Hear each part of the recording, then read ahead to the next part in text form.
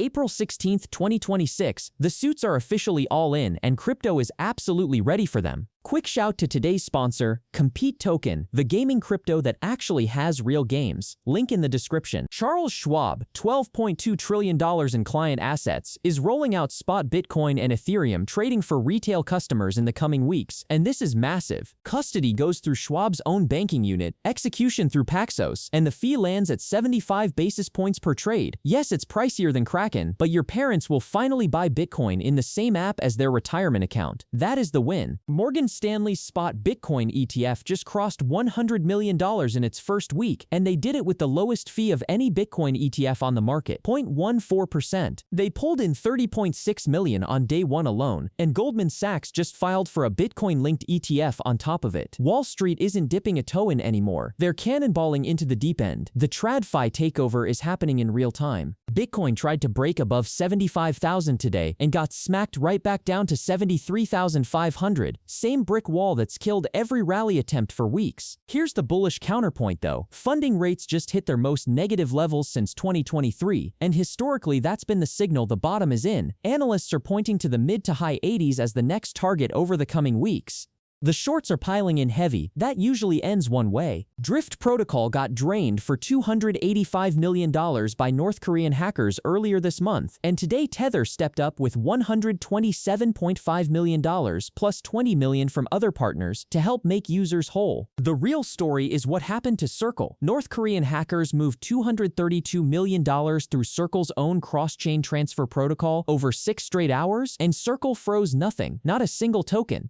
Drift is now completely dumping Circle's USDC and switching to Tether's USDT as its core settlement layer. Circle's stock dropped 10% when the news broke. They've mostly clawed it back, but the trust? That takes a lot longer to recover. Public Bitcoin miners just sold 32,000 Bitcoin in Q1 2026 alone, more than they sold in all 4 quarters of 2025 combined, setting a new record for miners selling in a single quarter. Hash price is sitting at about $33 per petahash per second, right at break-even for most operations, and 20% of the mining industry is now running at a loss. Meanwhile, Michael Saylor posted "Think bigger" on Sunday, and strategy keeps buying.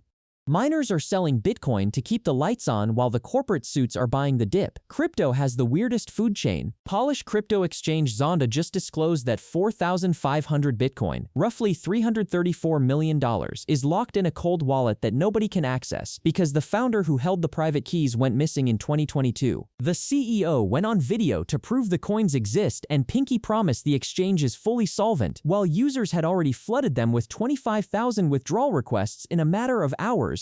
The founder reportedly disappeared, and the private keys were never handed over during the company transfer. This is either the most dramatic custody crisis of the year or the slowest exit scam in history, and honestly, both answers are terrifying. Russian crypto exchange GreenX, the successor to the US-sanctioned Garantex exchange, halted all trading today after claiming hackers stole $13 million, and their official explanation is that it was carried out by, quote, Western Special Services. On-chain analysts at Elliptic traced about 15 million in USDT leaving the exchange and converting to Ethereum and Tron.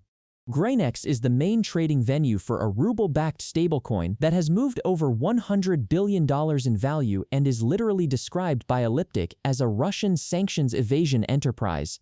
When your exchange exists to evade sanctions and you blame the West for hacking you, I'm going to need a moment before I figure out how to feel bad about that. The Hyperbridge Polkadot Ethereum bridge hack from earlier this week just got 10 times worse. The team admitted today that total losses are actually $2.5 million, not the $237,000 they originally told everyone. The attack hit 4 chains: Ethereum, Base, Arbitrum, and BNB chain, and the stolen funds are parked at a Binance deposit address. Recovery could take months to a year.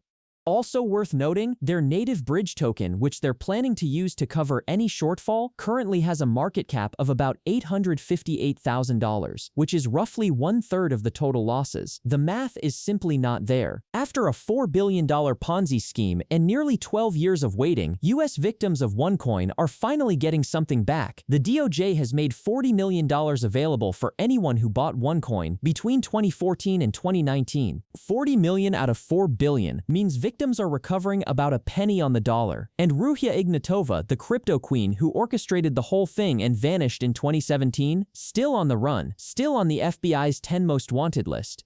There's a $5 million reward for information leading to her capture. She invented a fake cryptocurrency, scammed 3.5 million people worldwide, and has apparently been living her best life somewhere for almost 9 years. Justice moves slow in crypto. Cardano founder Charles Hoskinson dropped a bombshell today. Bitcoin's proposed quantum defense, called Bitcoin Improvement Proposal 361, isn't a soft fork like the developers are calling it. It's a hard fork in disguise, and Bitcoin's culture absolutely hates hard forks.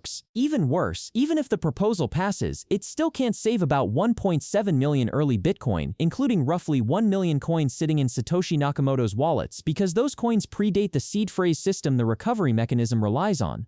The developer who co-authored the proposal admitted himself he hopes it never needs to be adopted. Bitcoin's quantum contingency plan has a gaping hole, and if the quantum emergency actually hits, a massive chunk of early Bitcoin goes permanently dark, including the coins of the guy who invented it. Compete Token, the gaming crypto with real games behind it. Links in the description, go check it out. That's your crypto news for April 16th. Wall Street's moving in, bridges are breaking, and the crypto queen is still out there somewhere living rent-free. See you tomorrow.